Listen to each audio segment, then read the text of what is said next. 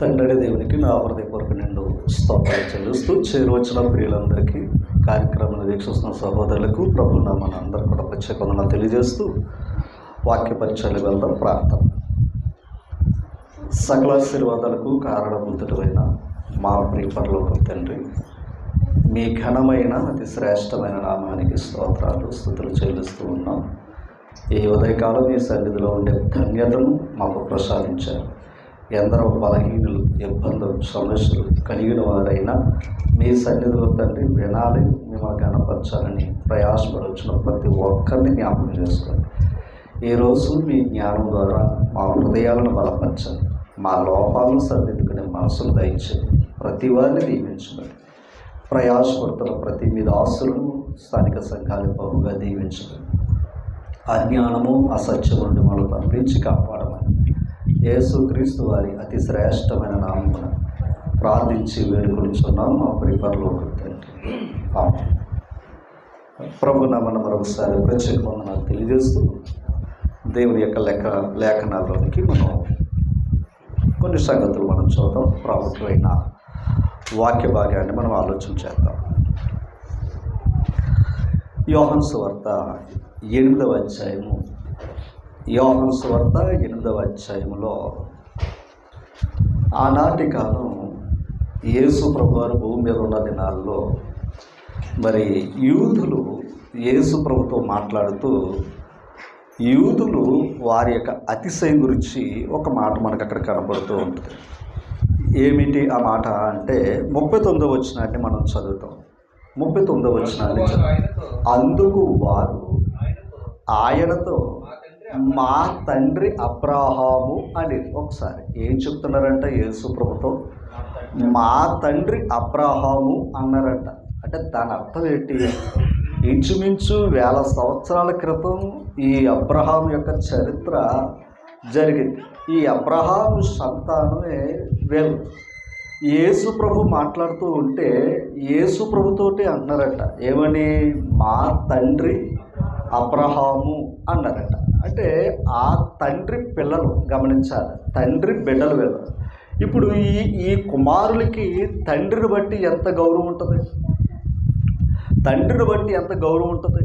ఎందుకంటే ఆ తండ్రి సామాన్యుడు కాదు, ఎవరో అబ్రహాము. అందుకని 1000 సంవత్సరాలైనా ఇంకా వాళ్ళు ఏం చెప్పుకున్నారయ్యా అంటే మా తండ్రి అబ్రహాము నీతిమంతుడు, విశ్వాసులకు తండ్రి కనుక దేవుడు అతన్ని ఆశీర్వదించాడు. కనుక ఆశీర్వదింపబడిన సంతానం మేము అని చెప్తున్నారట. ఎవరితోనూ? యేసు ప్రభుతోను. తర్వాత మాట చదువుతాం. యేసు మీరు అబ్రహాము పిల్లలైతే అబ్రహాము చేసిన క్రియలు చేయండి. అది ప్రభు ఏమన్నాడంటే నిజమే, అబ్రహాము పిల్లలే, ఆయన కాదంటలేదు. కానీ అబ్రహాము చేసిన క్రియలు ఏం చెయ్యాలి? మీరు కూడా ఇంటి పేరు ఎట్టుకుంటే సరిపోం. ఆ నీతిమంతుడిని ఎలాగైతే నీతిమంతుడని జ్ఞాపకం చేస్తున్నామో ఆ నీతిమంతుడు చేసిన క్రియలు చెయ్యాలి మనం. చాలామంది చెట్టు పేరు చెప్పుకొని కాయలు అమ్ముకుంటూ ఉంటాం, అలాగే ఇంటి పేరు చెప్పుకుని ఏదో బతికేస్తూ ఉంటాం. నిజమే, ఆ ఇంటి పేరు నిలబెట్టాలంటే మన పితరులు చేసిన నీతి క్రియలు కూడా మనం ఏం చెయ్యాలి? అది చెబుతున్నాడు ఆయన. అయితే ఈ విషయాలు మనం ఆలోచన చేస్తే సాక్షాత్ ఎవరితో చెప్తున్నాడు ఈయన? సాక్షాత్ ఎవరితో చెప్తున్నాడు అంటే ఒక మాట మీకు చూపిస్తాను, చూడండి. ఇది మత్తయి సువార్త 16వ అధ్యాయము. మత్తయి సువార్త 16వ అధ్యాయం 16వ వచనం త్వరగా. అందుకు సీమోను పేతురు, నీవు సజీవుడగు దేవుని కుమారుడు అయిన క్రీస్తు అని చెప్పాను. యేసు ప్రభువు ప్రసన్న కోసం ఏమనుకుంటారయ్యా అని 13వ వచనంలో అంటే కొందరు బాప్తిస్మం ఇచ్చి యోహాననియు, కొందరు ఏలియాను, కొందరు ఇర్మియాను, ప్రవక్త ఒకడు అని చెప్పుకుంటున్నారు ప్రజల్లో అని చెప్పారట. అయితే మీరేమనుకున్నారయ్యా అని యేసు ప్రభువు తన శిష్యులను అడిగితే పేతురు గారు మా అన్న మాట ఏంటయ్యా అంటే నీవు సజీవుడవు దేవుని కుమారుడు అయిన క్రీస్తువు అని చెప్పాడట. ఎవరో? పేతురు గారు. యేసు ప్రభు ఎవరంట? సజీవుడైన దేవుని కుమారుడు అని చెప్పడం జరిగింది అక్కడ మనం ఆలోచన చేస్తే. అయితే ఇంకొక విషయాన్ని మనం ఆలోచన చేద్దాం. ఇంకొక విషయాన్ని మనం ఆలోచన చేద్దాం. లోకసు వార్త మొదటి అధ్యాయంలో మనం చూసినట్లయితే అక్కడ గాబ్రియేలు దూత మరియమ్మతో మాట్లాడుతున్న మాటలు మనం చూసినట్లయితే 35వ వచనం చదువుతాం. దూత పరిశుద్ధాత్మ నీ మీదకు వచ్చును, పరిశుద్ధాత్మ నీ మీదకు వచ్చును, సర్వోన్నతుని శక్తి నిన్ను కమ్ముకును గనుక పుట్టబోవు శిశువు పరిశుద్ధుడై దేవుని కుమారుడు అనబడును. అసలు ఇక్కడ ఆ దూత, గాబ్రియేలు దూత మరియమ్మతో మాట్లాడుతుంది. అంటే నువ్వు గర్భవతి అవుతావు, గర్భఫలం నీకు దేవుడు ఇచ్చాడు అని చెప్పింది. ఇప్పుడు చెప్పినప్పుడు ఈ పుట్టబోయే బిడ్డ ఎవరి పేరును పిలవబడాలి? అది ఎందుకంటే ఇంకా చెప్పాలంటే మరియమ్మ గారి భర్త ఎవరయ్యా అంటే యోసేపు, కాబట్టి యోసేపు కుమారుడిగా పిలవబడాలి, అంతే కదా. మరి ఇప్పుడు పుట్టినవారు మనం ఎవరిని బట్టి పిలవబడతాం? తండ్రి పేరుని బట్టి పిలవబడతాం. ఇప్పుడు ఈయన పుట్టబోయే ఈ ప్రభు ఎవరి కుమారుడు అనబడతాడయ్యా అంటే అక్కడ చెప్పాడు పరిశుద్ధుడై దేవుని కుమారుడు అనబడును. అంటే యేసు ప్రభు ఎవరు అనబడతాడంట? దేవుని కుమారుడు అనబడును. ఇందాక వాళ్ళు ఏం చెప్పారు? మేము అబ్రహాము కుమారులు, అబ్రహాము పిల్లలం అని చెప్పుకున్నారు. అంటే అబ్రహాముకున్న నీతిని బట్టి వీళ్ళేమనుకున్నారు? ఆ నీతిమంతుడు పిల్లలమని గొప్పగా చెప్పుకుంటున్నారు. ఓకేనా? ఇప్పుడు యేసు ప్రభు గమనించాలి, ఈ లోకానికి వచ్చిన ఆయన కొందరు అర్థం కాక ఈయన యోసేపు కుమారుడు కాడా, మరియమ్మ కుమారుడు కాడా, వడ్లవాణి కుమారుడు కాడా, ఇలాగా అంటే వృత్తుని బట్టి పిలిచారు, తండ్రిని బట్టి పిలిచారు, ఈ విధానం చూశారు లోకంలో. కానీ ఈయన ఎవరు కుమారుడు అంటే యేసు ప్రభు దేవుని కుమారుడు. అబ్రహాముకు పుట్టిన పిల్లలే మా తండ్రి అబ్రహాం అన్నప్పుడు దేవునికి గమనించాలి, దేవుని కుమారుడికి ఇంకెంత ఆధిక్యత ఉంటుంది అని అక్కడ చెప్పడం జరుగుతుంది. దేవుని కుమారుడు ఇంకెంత ఆధిక్యత ఉంటుంది అని చెప్తున్నా. ఆలోచన చేయాలి మనం. అసలు ఈ దైవ గ్రంథం మనసు పెట్టాలన్న, దైవ గ్రంథం చాలా ప్రాముఖ్యమైన. అస్సలు ఈ గ్రంథాన్ని నమ్మటానికి మూలమైన వచనం, మూలమైన వాక్యం ఏంటయ్యా అంటే యోహాను సువార్త 20:30-31 వచ్చిన దాన్ని కంట్రోల్ చేయ. మరియు అనేకమైన ఇతర సూచక్రియలు యేసు తన శిష్యులు ఎదుట చేశాడు. యేసు ప్రభు ఏం చేశాడంట? సూచక క్రియలు, మహత్కార్యాలు చేశాడు. మోషే గారు చేశాడు, ప్రవక్తలు చేశారు, యేసు ప్రభు చేశాడు, యేసు ప్రభు తర్వాత శిష్యులు కూడా చేశారు. అంటే ఇప్పుడు జనాలు కూడా, క్రైస్తవులు కూడా కావాల్సింది ఏంటయ్యా అంటే సూచక్రియలు జరగాలి. ఇప్పుడు నడవలేకుండా మీరు వచ్చారు, ఇక్కడ ప్రార్థన అవ్వగానే మీరు ఎలా వెళ్ళిపోవాలి? నడిచి వెళ్ళిపోవాలి. సమస్యలతో వచ్చారు, ఇప్పుడు మళ్ళీ సమస్యలు తీరి వెళ్ళిపోవాలి. అది ప్రాముఖ్యత కాదు. ఎందుకంటే బాధ ఇది పోతే ఇంకో బాధ వస్తుంది, ఈ సమస్య పోతే ఇంకో సమస్య వస్తుంది. మనం పుట్టినంత కాలం, మనం లోకాన్ని విడిచినంత కాలం కూడా మనల్ని ఏదో సమస్య మనల్ని వెంటాడుతూనే ఉంటుంది. ఎందుకు అంటే నరులు శ్రమ అనుభవమునకే పుట్టుచున్నారు అంటాడు యోబు గ్రంథం. అసలు మనం పుట్టిందే శ్రమల కోసం పుట్టేమంట. అందుకని ఏదో ఈ సమస్య తట్టుకోలేకపోతున్నాం రైటే, కానీ ఈ సూచక్రియలు, ఈ అద్భుతాలు, ప్రభు దగ్గరికి వెళ్తే ఇవన్నీ పోతాయి అని అది గొప్పది కాదు. ఎందుకంటే అలా ఎన్నో కార్యాలు చేసిన వాళ్ళు కూడా ప్రభుని విడిచిపెట్టిన వారు ఉన్నారట. మోషే ఎన్ని చేశాడు? అని బోల్డ్ చేశాడు. ఎన్నో చేసినా కూడా ఇశ్రాయేలు వారు ఏం చేశారు? విడిచిపెట్టేశారు. ఎందుకంటే సూచక్రియలు వల్ల నమ్మేవాడు నిజంగా అంటే ఈ విధంగా చూచి నమ్ముట కంటే చూడక నమ్మిన వారు ధన్యులు. ఓకేనా? చూచి నమ్మిన వారి కంటే చూడక నమ్మిన వారు ధన్యులు. మనం చూసాం, అమ్మో ఇంత గొప్ప కార్యం జరిగింది, ఏళ్ళకంటే ఇంకో గొప్ప కార్యం జరిగితే మళ్ళీ అది నమ్ముతాం. కనుక చూసిన కార్యం కాదు, చూడక నమ్మిందే గొప్పదే. అది చెప్తున్నాడు ఇక్కడ యోహాను సువార్త 20:30 మరియు అనేకమైన ఇతర సూచక్రియలను యేసు తన శిష్యులు ఎదుట చేశాడు కదా. తర్వాత అవి ఈ గ్రంథమందు వ్రాయబడి ఉండలేదు కానీ యేసు అంటే రాసిన కొన్నే ఉన్నాయి, రాయవలసిన ఇంకా ఉన్నాయంట, అవి కూడా రాయలేదంట. ఇప్పుడు సేవకులు ఏమన్నారయ్యా అంటే, ఇదిగో నేను ఇది చేశాను, ఈ స్వస్థత వరం ఉంది, ఇలా పిలుస్తున్నాడో ఇలాగెలా చెప్తున్నారు. ప్రభువే ఎన్నో చేసిన వాటికి ఏమి లేదని చెప్తున్నాడో గ్రంథంలో రాయలేదంట. కొన్ని రాశారంతే, ఆ కొన్ని రాశారంట. ఆ కొన్ని కూడా ఎందుకు అంటే ఆ క్రింద మాట చెప్పాడు, యేసు అది ఇంతగా దైవం దగ్గరికి లేదా ప్రభువు దగ్గరికి వచ్చిన మనం సూచక్రియలు బట్టి, మహత్కార్యాలు బట్టి, లేదా పొందే మేలును బట్టి ప్రభు దగ్గర రావటం కాదంటండి. అది ప్రభు నమ్మని వారికి కూడా దేవుడు చేస్తున్నాడు. ప్రభు దగ్గర రాని వారు కూడా దేవుడు ఏం చేస్తున్నాడు, ఆ మేలు చేస్తున్నాడు, ఇంకా గొప్ప చేస్తున్నాడు ఇంకా చెప్పాలంటే.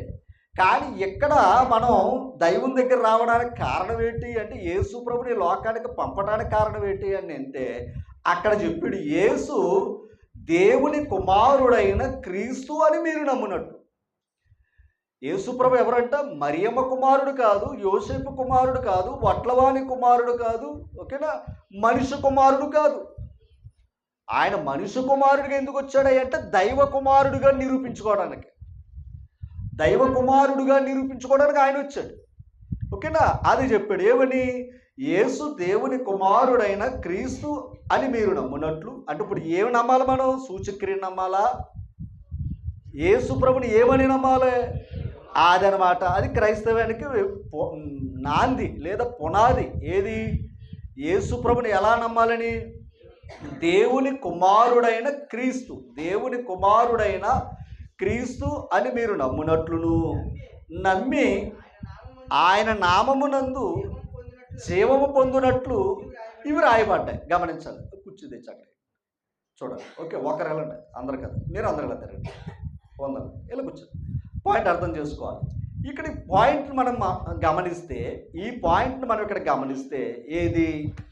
దైవం ఈరోజు దైవ గ్రంథంలో ఉన్న 66 పుస్తకాలు మీరు అందులో సారాంశం ఏంటయ్యా అంటే, సారాంశం నమ్మవలసింది ఏంటయ్యా అంటే, మోషే నమ్మక్కర్లా, ఇంకొకరు నమ్మక్కర్లా, ఇంకొకరు నమ్మక్కర్లా. అసలు గమనించాలి, వాళ్ళందరూ కూడా ఎవరు నమ్మమని చెప్పారయ్యా అంటే యేసు ప్రభుని నమ్మమన్నారట ఆయన. వాళ్ళందరూ కూడా అపోస్తుల కార్యాలు 3వ అధ్యాయం త్వరగా తీయాలి పక్కనే 20వ వచనం. అన్నిటికీ ఒకసారి 20వ వచనం, మీ కొరకు నియమించిన క్రీస్తు యేసును ఆయన పంపునట్లు మీ పాపములు తుడిచివేయబడి నిమిత్తము మారు మనసు తిరుగుడి. అంటే యేసుక్రీస్తుని లోకానికి ఎందుకు పంపాడయ్యా అంటే మానవ జాతి పాపాలను ఏం చేయడానికి? తుడిచివేయడానికి. ఓకేనా? ఇప్పుడు చూడండి, అన్నిటికీ కుదురుబాటు కాలములు వచ్చునని దేవుడు ఆది నుండి తన పరిశుద్ధ ప్రవక్తల నోట పలికించాడు. అన్నిటికీ ఏ కాలం వస్తుంది అన్నాడు ఆయన? కుదురుబాటు కాలం. ఎందుకంటే యేసు ప్రభు రాకముందు ఉన్న కాలం, ఆయన మధ్యలో ఆయన ఆ పాపం లోకానికి వచ్చినప్పుడు వచ్చేచ్చు, కానీ ఆయనకో సమయం ఉంది. ఇప్పుడు ఒక మాట, వైద్యుడి దగ్గరికి వెళ్ళగానే ముందు వెంటనే మన వైద్యాన్ని వెంటనే తీసేయడు ఆయన. ఏం చేస్తాడు? క్రమిక్రమిగా తీస్తాడు. ఒకేసారి తీస్తే దెబ్బతింటాం మనం, ఒకేసారి తీసేస్తే దెబ్బతింటామండి మనం ఎప్పుడైనా సరే. అందుకే వైద్యం ఎప్పుడు కూడా ఎలా ఉంటుందో తెలుసా? క్రమక్రమంగా తీస్తాడు, ఒకేసారి తీయడు. ఎందుకంటే దాన్ని తట్టుకోలేము మనం. ఓకేనా? 5 ఇంజక్షన్లు ఒకసారి పెట్టేస్తే, ఇప్పుడు ఆ కోర్సు 5 రోజులు అంటున్నారు కదా, 5 రోజులు ఓ రోజు చేసేస్తే ఎలాగుంటుంది? చచ్చిపోతాం, అంతేనా? అందుకే ఏం చేశాడు ఆయన? అదనమాట. ఇదేంటి జ్వరం వస్తుంది, డాక్టర్ దగ్గరికి వెళ్ళి తగ్గలేదేంటంటే ఆయన ఏం పెట్టాడు? నీ శరీర బలహీనత అది. నీ బలహీనతను బట్టి ఏం చేశాడు ఆయన? బలమైన మందు వెళ్తున్నప్పుడు తట్టుకునే శక్తి నీకు లేదు గనక లోకానికి ప్రభు రావాలంటే ముందు నుంచి బాలశిక్ష అనే జ్ఞానాన్ని ఇచ్చాడంట. బాలశిక్ష అంటే ధర్మశాస్త్ర జ్ఞానాన్ని ఇచ్చాడు. ఆ జ్ఞానాన్ని చదువుకుని ప్రభు దగ్గరకు వస్తే కానీ ప్రభు జ్ఞానం ఏంటో లోకానికి అర్థం కాదు. అది ఓకేనా? అంటే అన్నిటికీ కుదురుబాటు కాలం వచ్చింది. తర్వాత ఆ దేవుడు ఆది నుండి తన పరిశుద్ధ ప్రవక్తల నోట పలికించాడు. ఎవరి కోసం పలికించాడు? ఎవరి కోసం పలికించాడు అంటే యేసుక్రీస్తు కోసం. ఎవరి చేత పలికించాడు అంటే ప్రవక్తల ద్వారా. ఎందుకు ప్రవచించాడయ్యా అంటే మనుషుల పాప క్షమాపణ కొరకు. ఓకేనా? పలికించాడా లేదా? ఎప్పటి నుంచి అంటే ఇప్పుడు యేసు ప్రభు లోకానికి వస్తాడన్న సంగతి తండ్రికి తెలుసా తెలీదా? కానీ లోకంలో ఉన్న కుమారుడికి పుట్టినట్టు తండ్రికే తెలియదు. ఓకేనా? లోకంలో పుట్టిన కుమారుడికి తండ్రికే తెలియదంట, అలా పుట్టేసాడంట ఆయన. సరే, దాని పక్కనే అంటారు. ఇప్పుడు ఈ తండ్రి తన కుమారుడు వస్తాడని ఆది నుంచి కూడా చెప్పించాడంట. అందుకే వేల సంవత్సరాల క్రితం నుంచి కూడా యేసు ప్రభు ఈ లోకానికి వస్తాడు అన్నాడు. కన్య గర్భాన పుడతాడని యెషయా గ్రంథంలో ప్రవచించాడు. ఆయన ఏ ప్రాంతంలో పుడతాడో, యోధా బెత్లెహేమా అనే ప్రాంతంలో పుడతాడో, ఆయన పుట్టిన తర్వాత ఏం చేయబోతున్నాడో అని ఆయన పుట్టక మునిపే, ఇది మరియమ్మ గర్భం ద్వారా పుట్టక మునిపే ఆయన గురించి ఏమైందంట, ప్రకటించటం జరిగింది. ఎప్పటి నుంచి? ఆది నుంచి జరిగిందంట. ఎవరి ద్వారా పలికించాడు ఈయన? ప్రవక్తలు. ఎవరా ప్రవక్తలు? అక్కడంత చెప్పాడు, చూసుకోండి త్వరగా. 24 వచనం. 24. మరియు సమూయేలు మొదలుకొని ఎందరో ప్రవక్తలు ప్రవచించిరో వారందరూ ఈ దినమును గూర్చి ప్రకటించిరి. ఈ దినమును గూర్చి ప్రకటించిరి అంటే సమూయేలు మొదలుకొని, మోషే మొదలుకొని వీళ్ళందరూ కూడా ఎవరి కోసం చెప్పారు చెప్పాలి? ఆది. ఓకేనా? ఇప్పుడు దైవ గ్రంథం ఇందాక ఏం చెప్పుకున్నాం? దైవ గ్రంథం ఇందాక ఏం చెప్పుకున్నాం? ఏది ఇందాక చదువుకున్నాం? ఏది 25:31 వచ్చు. ఇలా ఎదురవచ్చు. ఇంకొక వచ్చేది 31. యేసు దేవుని కుమారుడైన క్రీస్తు అని మీరు నమ్మట్లు. యేసు దేవుని కుమారుడైన క్రీస్తు అని మీరు నమ్మనట్లు నమ్మి ఆయన నామమందు జీవము పొందినట్లు ఇవి వ్రాయబడ్డాయి. అర్థం చేసుకోవాలి. ఇప్పుడు యేసు ప్రభుని ఎలా నమ్మాలి అని ప్రశ్న వేసుకుంటే మనం, మరియమ్మ కుమారుడా, యోసేపు కుమారుడా, అబ్రహాము కుమారుడా, దావీదు కుమారుడా? అది కదంట, దేవుని కుమారుడు. ఆ వంశం నుంచి పుట్టాడంట, అబ్రహాం సంతానం నుంచి పుట్టాడంట, దావీదు వంశం నుంచి పుట్టాడంట. ఓకేనా? మరియమ్మ గర్భం ద్వారా పుట్టాడంట. కానీ ఈ వంశాల్లోంచి ఈయన వచ్చిన ఈయన ఎవరు కుమారుడని లోకానికి తెలియాలి? దేవుని కుమారుడు. దేవుని కుమారుడి లోకానికి రావాల్సిన అవసరత ఏంటి? అది ప్రశ్న. దేవుని కుమారుడు ఈ లోకానికి రావాల్సిన అవసరత ఏంటి? చాలా జాగ్రత్తగా ఉండాలి. అది ప్రశ్న. ఆయన రావాల్సిన పని ఏంటి? ఆయన రాకుండా కార్యాలు చేయొచ్చు కదా. అసలు దేవుని కుమారుడిగా ఈ లోకానికి ఎందుకు రావాల్సి వచ్చింది చెప్తాను, వివరిస్తాను. దాన్ని అట్లాగా ఉంచండి. మరల నేను ఆ భాగానికి వస్తాను. ఒకసారి నిర్గమకాండం మనసు పెట్టాలి. నిర్గమకాండం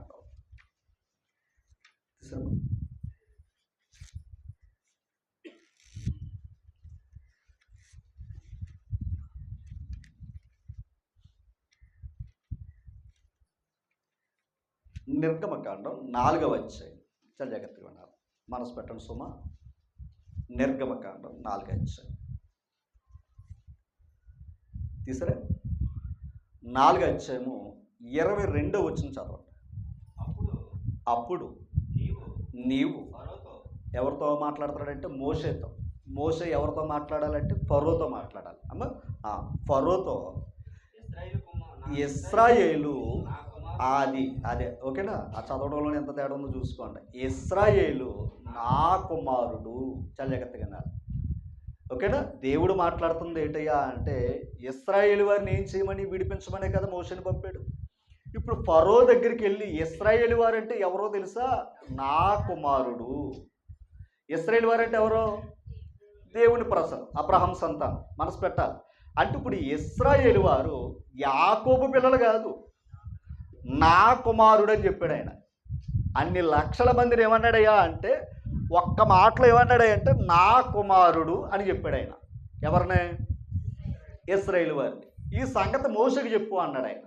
తర్వాత మాట మరలా నా కుమారుడు అన్నాడు. బాగుంది. ఇప్పుడు పాయింట్ అర్థం చేసుకోవాలి. యేసు ప్రభు ఎవరి కుమారుడు కదా? ఆయనకు ఇంకో పేరు ఉంది. ఏమని? జ్యేష్ఠ కుమారుడు అని పేరు ఉంది. ఇప్పుడు ఈయనేమన్నాడు చూడండి ఇశ్రాయేలు వారి గురించి. మరలా చదువుతున్నాను. ఏమని? ఇశ్రాయేలు నా కుమారుడు, తర్వాత నా జ్యేష్ఠ పుత్రుడు. అంటే ఒకసారి ఇప్పుడు ఇంకా చిన్నోడు అనుకోండి, చిన్న చూపు చూస్తాం మనం. చూస్తాం. ఎందుకంటే చిన్నోడు అంటే అందరు కలిసే కదా. ఎందుకంటే చిన్నోడు అనగా చిన్న చూపే. ఎందుకంటే యోసేపుని ఎలా చూశారు అన్నగారులో? చిన్న చూపే చూశారు. అది నేను అంటట. రైట్. ఇప్పుడు ఆ ఇశ్రాయేలు నా కుమారుడిని అన్నాను కదా, మళ్ళా ఏదో చిన్నోడు అనుకుంటావేమో. ఆడు చిన్నోడు కాదు, మరలా వాడు ఎవడయ్యా అంటే జ్యేష్ఠ పుత్రుడు అని చెప్పాడంట. ఎవరికే? మోషకి. అంటే ఇశ్రాయేలు వారు దేవునికి జ్యేష్ఠ పుత్రులంట, జ్యేష్ఠ కుమారుడు. ఓకేనా? జ్యేష్ఠ కుమారుడు. మనసు పెట్టాలి, నేను మరలా చెప్తున్నాను, ఇది సామాన్యమైన పాఠం కాదు. ఓకేనా? అర్థం చేసుకుంటే మనసు ఉంటే అర్థమైపోద్ది. ఒకసారి మళ్ళీ చదువుతున్నాను. ఇశ్రాయేలు నా కుమారుడు, నా జ్యేష్ఠ పుత్రుడు. తర్వాత, నన్ను సేవించినట్లు నా కుమారుని పోనిమ్మని నీకు ఆజ్ఞాపించుచున్నాను. వాని పంపను ఎడల ఇదిగో నేను నీ కుమారుణ్ణి నీ జ్యేష్ఠపుత్రుని చంపేదనని చెప్పాడట. ఎవరిని? ఫరోతో చెప్పు ఈ సంగతి అన్నాడు. ఇశ్రాయేలు వారిని ప్రథమ సంతానాన్ని గమనించాలి. నా ప్రథమ కుమారుడు నా జ్యేష్ఠపుత్రుడు, వాళ్ళని విడిపించు అని అన్నాడు. ఒకవేళ నువ్వు వాళ్ళని పంపలేదనుకో, నీ జ్యేష్ఠపుత్రుని ఏం చేస్తానన్నాడు ఆయన? శిక్షిస్తాను, చంపుతానని చెప్పాడు దేవుడు. ఇక్కడ పాయింట్ అర్థం చేసుకోవాలి. మన అందరికి తెలిసింది ఏంటయ్యా అంటే, ఇశ్రాయేలు వారు విడిపించబడినప్పుడు ఫరో మొదలుకొని తిరగలి విసిరే వారికి అందరూ కూడా వారి ఇంట్లో జ్యేష్ఠపుత్రుడు ఏమైపోయాడు? చనిపోయాడు. అంతేనా? జ్యేష్ఠపుత్రుడు ఏమైపోయాడు? చనిపోయాడు. రైట్. ఇక్కడ మనం ఆలోచన చేస్తే ఇశ్రాయేలు వారు ఎవరని చెప్పాడు ఇక్కడ? అది నాకు కాదు. ఓకే, మంచిది. ఇప్పుడు ఇర్మియా గ్రంథం 31వ అధ్యాయము 9వ వచనం. ఇర్మియా గ్రంథం 31వ అధ్యాయము 9వ వచనం. అమ్మా తీసారా?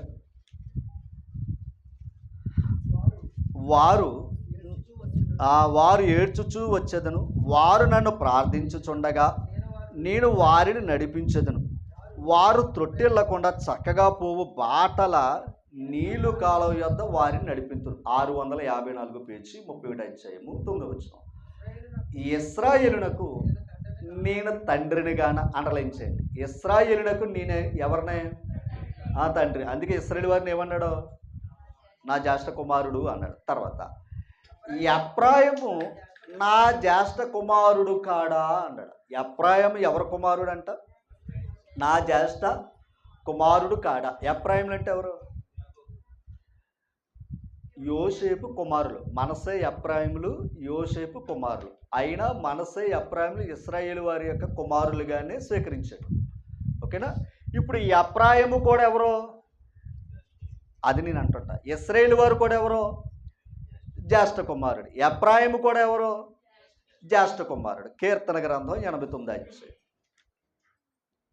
కీర్తన గ్రంథం 89వ కీర్తన తీసారా? 89వ అధ్యాయం 20వ వచనం. నా సేవకుడైన దావీదును. ఇప్పుడు ఎవరి గురించి మాట్లాడుతున్నాడు? దావీదు గురించి మాట్లాడుతున్నాడు. ఎవరో? దేవుడు మాట్లాడుతున్నాడు కదా. ఇప్పుడు 26వ వచనం. నీవు నా తండ్రివి, నా దేవుడవు, నా రక్షణ దుర్గం అని అతడు నాకు ఏమని ప్రార్థన చేశాడంట? నా తండ్రివి, నా దేవుడు. ఓకేనా? దావీదుగా చేసిన ప్రార్థన. 27వ వచనం. కావున నేను ఎవరిని? దావీదుని. కావున నేను అతని నా జ్యేష్ఠ కుమారునిగా చేయుదును, భూరాశులలో అత్యున్నతముగా అతను ఉంచేదను అన్నాడు. దావీదు జ్యేష్ఠుడా కనిష్ఠుడా? అది తన తండ్రికి అయితే ఏమై ఉన్నాడో? కనిష్ఠుడై ఉన్నాడు. అందుకే కదా అక్కడ అరణ్యంలో పడేరేస్తుంది. అన్నగారులు కాబట్టి సైనికుల్లో ఉన్నారు. పాయింట్ అర్థం చేసుకోవాలి. అందుకే ఎంతకన్నా చిన్నోడు అంటే చిన్న సూపు అన్న మాట్లాడే కారణం ఇయ్యే. ఓకే. కానీ ఇప్పుడు దావీదు యొక్క భక్తి దేవుడు ఏమంటున్నాడంటే, అతడు నా జ్యేష్ఠ కుమారుడు, అతడు నా జ్యేష్ఠ కుమారుడు. ఎఫ్రాయిము నా జ్యేష్ఠ కుమారుడు. అండర్లైన్ చేయండి. రెండవది, ఇశ్రాయేలు వారు నా జ్యేష్ఠ కుమారుడు. ఓకేనా? పాయింట్ అర్థమైంది మీకు ఏదన్నా? రైట్. ఇప్పుడు ఇందాక మనం ఒక మాట చదువుకున్నాం. యోహాను సువార్త 1వ అధ్యాయం. యోహాను సువార్త 1వ అధ్యాయం తీసారా? 12వ వచనం. ఈ మాట ఎవరినే? యేసు ప్రభుని. అమ్మ, తన్ను ఎందరు అంగీకరించెదరో వారందరికీ, అనగా అది ఎవరి నామం? యేసుక్రీస్తు నామం. అర్థమైంది? ఇందాక మాట చదువుకున్నాం, ఏది దైవలేఖనాలు ఏం చెప్పే 20 అధ్యాయంలో మాట చదువుకున్నాం. ఏమని? యేసు దేవుని కుమారుడైన క్రీస్తు అని మీరు నమ్మినట్లు మొదట నమ్మాలి. తర్వాత నమ్మి ఆయన నామమందు జీవం. ఇంతకే మనకి జీవం ఎక్కడుందయ్యా అంటే ఆయన నామంలో ఉంది. చాలా జాగ్రత్తగా ఆయన నామంలో ఉంది. జాగ్రత్తగా ఆయన నామంలో ఎందుకు ఉంది అంటే ఆ యేసు ప్రభు తండ్రి నామమును వచ్చాడు. ఆయన వచ్చింది ఎవరి నామం? తండ్రి నామాన్ని వచ్చాడు. ఇప్పుడు ఈయన పరిశుద్ధాత్ముడు కూడా నా నామాన్ని వచ్చి మీకు సర్వము బోధిస్తాడు అన్నాడు. తండ్రి నామాన్ని వచ్చినవాడు క్రీస్తు ప్రభు, క్రీస్తు ప్రభు యొక్క నామాన్ని వచ్చినవాడు పరిశుద్ధాత్ముడు. అందుకు తండ్రి యొక్కయు కుమారుని యొక్కయు పరిశుద్ధాత్మ యొక్క నామములు అనలా, నామము. అర్థమైంది మీకు? నామము. నామము అంటే పేరు, పేరు అంటే అధికారము. ఓకేనా? అధికారము. ఇప్పుడు తండ్రి కుమార పరిశుద్ధాత్మ అధికారంలో బాప్తిసం తీసుకోమన్నాడు ఆయన. ఓకేనా? తండ్రి కుమార పరిశుద్ధాత్మ నామములోనికి బాప్తిసం తీసుకోవాలి. అపోస్తుల కార్యాలు ఏమంటాడు? యేసు నామమునే బాప్తిసం అని మాట ఉంటుంది. దాని అర్థం ఏంటంటే ఆ అపోస్తుల కార్యాల్లో ఎక్కువ ఏంటయ్యా అంటే అపోస్తులు యేసునే ఎక్కువగా ప్రకటించారు. ఎందుకంటే సిలువేసింది ఎవరు? యేసుని. అది లోకానికి తెలియాలి కనుక యేసు నామం వల్ల తప్ప ఏ నామం వల్ల ఏం కలగదన్నారు? రక్షణ కలగదు. అందుకు ఆ పదం అంతే తప్ప గమనించాలి. మరలా కొందరు ఏమన్నారంటే యేసు నామానే బాప్తిసం పొందాలన్న బోధ కూడా వచ్చింది. అర్థమైంది మీకు? ఇప్పుడు తండ్రి యొక్కయు, ఇప్పుడు యేసు నామం ఏంటి?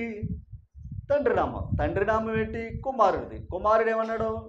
పరిశుద్ధాత్ముడు నా నామమున వస్తారు. దాని అర్థం ఏంటంటే వాళ్ళ ముగ్గురు చెప్పిన సంగతులే దైవ గ్రంథం. వాళ్ళ ముగ్గురు చెప్పిన సంగతులే దైవ గ్రంథం. ఏంటి ఆ గ్రంథం అంటే ఇందాక ఏం చెప్పాడు? యేసు దేవుని కుమారుడని నమ్మి ఏం చేయాలి? ఆయన నామమందు జీవం పొందినట్లు ఇవి రాయబడ్డాయి. అంటే మనం నమ్మవలసింది సూచక్రియలు అద్భుతాలు కావు.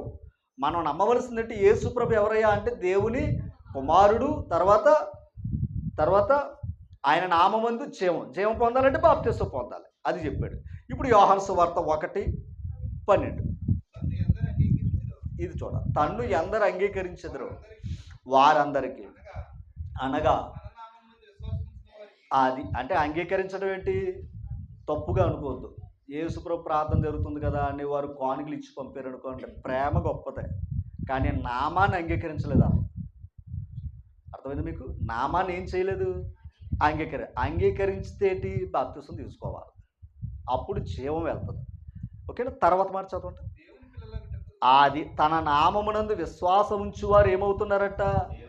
దేవుని పిల్లల మగుటకు ఆయన అధికారం ఇచ్చాడట తన కుమారునికి. అంటే యేసుక్రీస్తుని మనం విశ్వసించి ఆయన చెప్పిన ఆజ్ఞను అనుసరించి బాప్తిసం పొందామనుకోండి, మనం ఏమైపోతున్నాం? దేవుని కుమార్తెలు దేవుని పిల్లలు అయిపోతున్నాం. చాలా జాగ్రత్తగా వినాలి.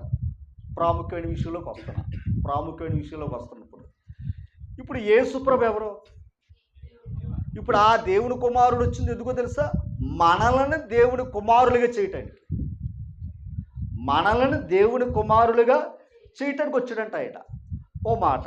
ఇప్పుడు అబ్రహాము కుమారులు, ఓకేనా? అబ్రహాము కుమారులు ఉన్నారు. వాళ్ళు ఏం చెప్పుకున్నారు? మా తండ్రి అబ్రహాం అని చెప్పిన ఎంత అతిశయం చెప్పుకున్నారు. మనం మరొక గొప్ప తండ్రి పిల్లలు అని చెప్పుకునే అవకాశం ఉందా? లేదు. ఎందుకని అలా చెప్పుకున్న వారేమీ మనల్ని స్వీకరించరు. కానీ మనం అందరం ఎవరి సంతానం అసలు ఈ లోకానికి వచ్చినప్పుడు? చెప్పండి అమ్మా. మీరు చెప్తేనే మీకు ఆ పాఠం ఎక్కిద్ది, నిద్ర రాదు. మీరు చెప్పకపోతే వచ్చి పడుకోవడం, జోలపాటం వినటం, వెళ్ళిపోవటం, దీనివల్ల లాభమేమీ లేదు. పరీక్షల్లోకి వెళ్ళి పరీక్ష పేపర్ చూస్తాక ఉండేయడంటే వెళ్ళిపోడంట, రిజల్ట్ వచ్చినప్పుడు దెబ్బతిన్నాడంట. దైవం దగ్గరికి వచ్చినప్పుడు ప్రతిస్పందన ఉండాలి. ఆ ప్రతిస్పందన ఉన్నప్పుడే వాక్యం అర్థమవుతుంది. ఓకేనా? ఆ ప్రతిస్పందన లేనప్పుడు వాక్యం మీకు అర్థం కాదండి. ఓకేనా? ఇప్పుడు చూడండి, అక్కడ చూడండి ఏమన్నాడో, అనగా తన నామమునందు విశ్వాసం ఉంచి వారికి ఏమవుతున్నాం? దేవుని పిల్లలయ్యే అధికారం తన కుమారుడు ద్వారా ఇచ్చాడంట. చాలా జాగ్రత్త. మనం అందరూ దైవ సంతానమే. లోకంలో పుట్టిన ప్రతి వారము కూడా మనం ఆయన సంతానం అని మీ కవీశ్వరులు కొందరు రైట్. మరి దైవ సంతానం అని దేవుడు తండ్రి అని దేవుడి కుమారులని చెప్పుకోకుండా మరి ఆనాడేమన్నారు? మేము అబ్రహాం పిల్లలు అని చెప్పుకున్నారు. ఇంటే వాళ్ళు అలాగే లోకంలో చూస్తే మనుషులు మేము పలనవారి పిల్లలని గొప్పగా చెప్పుకుంటున్నారు తప్ప అసలు మనం అందరూ దేవుని పిల్లలని ఎందుకు చెప్పుకోలేకపోతున్నారు? ఆ దేవుని యొక్క తత్వం లోకంలో మనుషులకు అర్థం కాలేదు. అది తెలియపరచడానికి యేసు ప్రభు ఈ లోకానికే వచ్చాడు అని రుజువుపరుస్తున్నాడు. చాలా జాగ్రత్తగా వినాలి, చాలా జాగ్రత్తగా వినాలి. ఇప్పుడు హెబ్రీ పత్రిక దగ్గర రండి. మబ్బులు మనకి ఇడిపోతాయి. ఇప్పుడు హెబ్రీ పత్రిక 11వ అధ్యాయం, హెబ్రీ పత్రిక 11వ అధ్యాయం 24వ వచనం, 24వ వచనం మనసు పెట్టాలి. మోషే పెద్దవాడైనప్పుడు దేని బట్టి? విశ్వాసమును బట్టి. ఒకసారి ఆ విశ్వాసం ఆయన ఎలా నేర్చుకున్నాడో? తల్లి ద్వారా. మర్చిపోదు సుమా, తల్లి ద్వారా. అమ్మ, ఒక తల్లి తన బిడ్డలు విశ్వాసంగా పెంచగలదు, అవిశ్వాసులుగా కూడా పెంచగలదు. ఓకేనా? ఆ తర్వాత విశ్వాసమును బట్టి అండర్లైన్ చేయండి. ఇప్పుడు పాయింట్ 1, ఐగుప్తు సామాన్య దేశం కాదు. అది ఐగుప్తు ధనం అంటే సామాన్యమైన దేశం కాదు. ఇప్పుడు అమెరికా ఎంత గొప్పదో ఆనాడు అంతకు మించి, ఎందుకంటే బలమైన దేశం అది. అమ్మా, ఐగుప్తు ధనము కంటే క్రీస్తు విషయమైన నింద నిజంగా 2 పెట్టాడు. మన ముందర 2 పెట్టాడు. ఏమని? ధనం పెట్టాడు, నింద అనుభవిస్తావని 2 పెట్టాడు. ఏమనుభవిస్తాం చెప్పాలి? ధనాన్ని అనుభవిస్తాం తప్ప నిందను అనుభవిస్తాం ఏంటండి? ఇంకో మాట, ఉన్న మాట అంటే ఊరికే దూరం అన్నారు. సహజంగా చెప్పు, నింద కాదు, నిజం చెప్తాడు దూరం అయిపోతున్నాయి. ఇంకా నింద ఎవరు పడతారు? నింద అంటే చెయ్యింది చేసావని చెప్పడమే నింద, అంతే కదమ్మా. దొంగతనం చేయలేదు, దొంగతనం చేసావంటాం, అది నింద. దాన్ని ఎలా భరిస్తాం? కానీ మోసేకి ఏం పడ్డాయో తెలుసా? నిందలంట. ఓకేనా? తర్వాత మాట, ఈ మాట చూడ, అల్పకాలము అంటే ధనం ఉంటే ఏం చేద్దుడు? భోగం అనుభవించుడు. అదని మైండ్.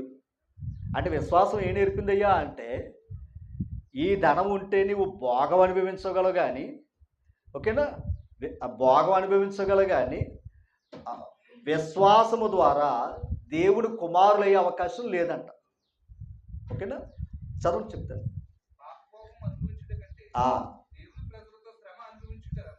ఒకసారి చూడండి. దేవుని ప్రజలతో ఆయన శ్రమ అనుభవించటం మేలని ఎంచుకున్నాడు. భోగం కంటే నిందలు అనుభవించటం గొప్పదని ఎంచుకున్నాడు. అలా మైండ్ ఏంటి? ఆయన మైండ్ ఏంటి? ఇప్పుడు 1 కోటి రూపాయలు మనకు వచ్చినాయి అనుకోండి, ఈ 1 కోటి రూపాయలతో ఇక్కడ ఉండి దేవుని వదిలే అన్నాడు అనుకోండి, నిజంగా ఏం చేస్తాం? 1 కోటి రూపాయలు అక్కర్లా, ఒక పూట కూటి కొరకు వదిలేస్తాం. ఇవాళ ఎవరైనా సరే భోజనం చెప్పారు అన్నారు అనుకోండి, ఖచ్చితంగా ఆరాధన వదిలేస్తాం మనం. అంత గొప్పలు మనం. ఒక పూట కూటి కొరకు. ఇంకా 1 కోటి రూపాయలు ఉంటే ఇంకెలా ఉంటాయి మన పరిస్థితి? యేసుబాబుని అమ్మేస్తాం. మరి ఇసుకనే దేవత అమ్మలేదేంటి 32 వెండి నాణేలకి? కనుక ఒక పూట కూటి కొరకు అది మళ్ళా జ్ఞాపకం చేశాడు.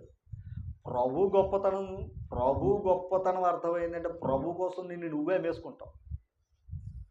సత్యమును అమ్మివేయక దాన్ని కొని, దాన్ని కొనుక్కుంటే అవసరమైతే ఏది విలువ తెలిస్తే? సత్యం విలువ వెళ్తే. ఇప్పుడు తెలుస్తుంది విలువ తెలిస్తే. అమ్మా, ఇప్పుడు చదవండి. ఇంకో పాయింట్ ఉంది, అక్కడికి రావాలి.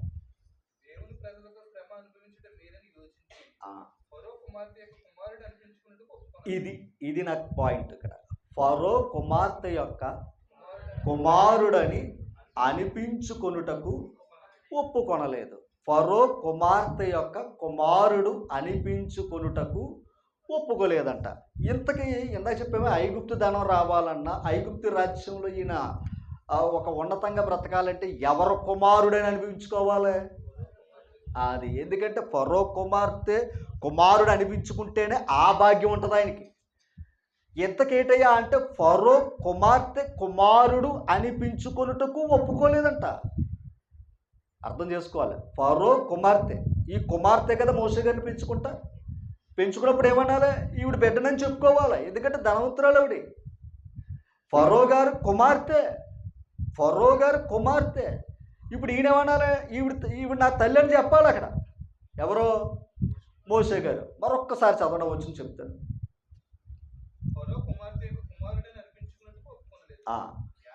ఈ ఆలయనగా అండర్లైన్ చేయండి. ఎందుకు పిచ్చోడా? నిజంగా మనం అయితే పిచ్చోడు అంటాం, మనం అంటే నిజంగా పిచ్చోడు అంటాం. కానీ ఆయన ఎందుకు ఒప్పుకోలేదు తెలుసా? ఫరో కుమార్తె కుమారుణ్ణి, జాగ్రత్తగా వినాలి, కుమారుణ్ణి, ఇందాక చెప్పాను నేను, ఎవరిని బట్టి కుమారుడు అనిపించుకుంటే యోగ్యత వస్తుంది. అంతేగాని భేదవాణి కుమారుడు అంటే చెప్పుకోం కదా. సూర్యుడి సినిమా చూసారు ఎవరైనా? ఇదేంటండి బాబా అన్న, చూడండి. అది అనవసరమైన సీరియల్ వద్దు, సూర్యుడి సినిమా చూడండి. ఎందుకంటే తండ్రి ఏంటయ్యా అంటే గేట్ కాపలా, వాచ్మ్యాన్. ఆ వాచ్మ్యాన్ కాబట్టి ఆయన వాస్తవం చూడాలి. లోకం నీతి ఉంది, నీతి తీసుకోండి, దుర్నీతి దూరం పెట్టండి. ఓకేనా? నేను ఇంకో సినిమాలు చూడమన్నాను నేను అంటలా. నేను ఎందుకన్నానంటే అది గుర్తొచ్చింది నాకు. ఆ సీన్ ఎందుకు గుర్తొచ్చిందంటే నా చిన్నప్పుడు ఆయన గేట్ కాపలా కాసి ఆ రూపాయి చక్కగా ఇచ్చి కొడుకునేమో చదివింతున్నాడు. ఇంతగా తండ్రి అక్కడికి వెళ్ళడానికి నా తండ్రి కాదని చెప్పాడు. ఆ ఇంటి ఓనర్కి అది నా తండ్రి కాదని అని చెప్పాడు. ఇంతగా ఏది తేడా వచ్చింది? గేట్ కాపలాగాడు కాబట్టి. అదే కోటేశ్వరుడు అయితే విచిత్రం చెప్పమంటారా? మా అంగారు కోటేశ్వరుడు. మీరు ఏవో మనం అలాంటి చూడకూడదులే అంటే, ఎందుకంటే బాగుపడిపోతాం, బాగుపడేది అసలు చూడకూడదాం అంటాం. అర్థం చేసుకోండి. ఇప్పటికీ నరాలు ఎక్కించుకుంటాను నేను, అది ఎప్పుడూ జరిగింది. ఓకేనా? మీలాగా ఎలా ఉన్నారు, మేము అలా పెరిగి వచ్చాం. ప్రతి దాన్ని విశ్లేషణ చేసుకుంటాను, ప్రతి దాంట్లో సారాంశం. ఇప్పుడు అంశ ఏం చేస్తుంది చెప్పండి? అంశ ఏం చేస్తుంది? పాలు నీళ్ళు కలుపుతుంది, ఏం చేస్తుంది? పాలే తగ్గితే నీళ్ళు వదిలేస్తుంది. మనం అంతే, మనం అది తీసుకోవాలి. ఎక్కడో ఏం తీసుకోవాలి? మనం ఏం తీసుకోవాలి? నీతిని తీసుకోండి. ఓకేనా? అలాగని ఇంకోలా రకంగా తీసుకోకండి సుమా. రైట్, ఇప్పుడు చెప్తున్నాను. ఆయన తండ్రి చిన్నవాడు గనక ఆయన కొడుకు నా తండ్రి అని చెప్పుకోవడానికి సిగ్గుపడ్డాడు. ఓకేనా? అది చూడండి, అది విచిత్రం, చాలా గొప్పగా ఉంటుంది. సరే, అంటే నేను అనేది ఏంటంటే స్టేటస్ని బట్టే మన పిల్లలు కూడా చెప్పుకుంటారు. మన స్టేటస్ లేదనుకోండి చాలా చిరాకు పడిపోతారు. కానీ దాని విలువ ఇప్పుడు తెలదు. రైట్, ఇప్పుడు మనం ఎక్కడికి వచ్చాం? ఫరో కుమార్తె కుమారుడు అనిపించుకొనుట కంటే అన్నాం. మరి అంత ధనవంతురాలు రాణి, అవునా?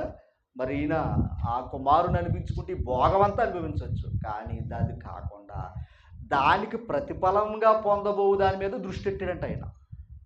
అర్థమైందా మీకు? దాన్ని విడిచిపెడితే ఇంకో ప్రతిఫలం దేవుడు ఇస్తాడు నాకు, ఆ దాని మీద దృష్టి పెట్టాడట. ఎవరో? మోషే గారట. అది ఆయన భక్తి చూడండి. ఏంటది వివరిస్తాను ఒకసారి. నిర్గమకాండం 3 అధ్యాయం దగ్గర రండి. నిర్గమకాండం 2 అధ్యాయం దగ్గర రండి. వచ్చారా? రైట్. ఈ 2 అధ్యాయంలో ఆనాడు ఐగుప్తీలు హెబ్రీ పిల్లల్ని ఏం చేసేవారు తెలుసంతా? మగ పిల్లల్ని ఏం చేసేవారు? చంపేసేవారు. అలా తల్లి 3 నెలలు దాచిపెట్టిందంట మోషే గారిని. 3 నెలలు దాచిపెట్టిన తర్వాత ఆ కుమారుణ్ణి ఒక జమ్ము పెట్టెలో పెట్టి సీల్ చేసి అది ఒక నైలు నదిలో విడిచిపెట్టిందంట. అక్క అది ఎక్కడి వరకు వెళుతుందని వెనకాల అక్కగారు ఏం చేస్తున్నారు? వెంబడించింది, మర్చిపోద్దు. ఇప్పుడు తీరా వెళితే అక్కడ ఫరో కుమార్తెలు, ఒకసారి వచ్చి చూడండి, ఒకసారి చూడండి, మాట చూద్ద దయించి తీసారా? 5వ వచనం. ఫరో కుమార్తె స్నానము చేయుటకు ఏటికి వచ్చును. ఆమె పనికత్తులు ఏటి ఒడ్డున నడుచుచుండగా ఆమె నాచులోని ఆ పెట్టును చూచి ఆ పనికెత్తును ఒకతను పంపిదని తెప్పించాడు. తెరచి ఆ పిల్లవాడిని చూచినప్పుడు పిల్లవాడు ఏడ్చుచుండగా చూచి వాని అందు కనికరించి, ఆ బిడ్డను చూసి ఆవిడకి ఏమొచ్చిందంట? ఆ కనికరం లేకపోతే తండ్రికి అప్పగిందురు. ఆ కనికరం ఉంది కనుక ఆ బిడ్డ ఏమయ్యాడు? పెంచుకుంది ఆవిడ. ఆ కనికరం ఉండాలి. అందుకే కనికరము గలవారు ధన్యులు, వారు కనికరము పొందుతురు. అర్థం చేసుకోవాలి, ఆ కనికరం ఉండాలి. కట్టిన పెంచుకొద్దు దయించి. అప్పుడు వారు వాని అక్క ఫరో కుమార్తెకు చూడండి, వీడి హెబ్రీల పిల్లలు ఒకడు అన్నారు. అంటే తెలిసిపోయింది, నిజం తెలిసిపోయింది ఆవిడికి. అప్పుడు వాని అక్క ఫరో కుమార్తెతో, నీ కొరకు ఈ పిల్లవాడిని పెంచుటకు వెళ్ళి హెబ్రీ స్త్రీలో ఒకదాన్ని దాదిని పిలుచుకుని వద్దు అంటే ఫరో కుమార్తె వెళ్ళమని చెప్పగా చిన్నది వెళ్ళింది, తల్లి తీసుకుని వచ్చి అప్పగించింది. పాయింట్ అర్థం చేసుకోవాలి. 10వ వచనం చదవండి.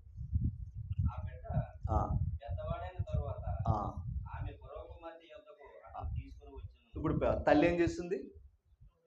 పాలిచ్చి పెంచింది. ఇప్పుడు బిడ్డ ఏమయ్యాడు? పెద్దోడయ్యాడు. చాలా జాగ్రత్తగా అన్నారు. తర్వాత అతడు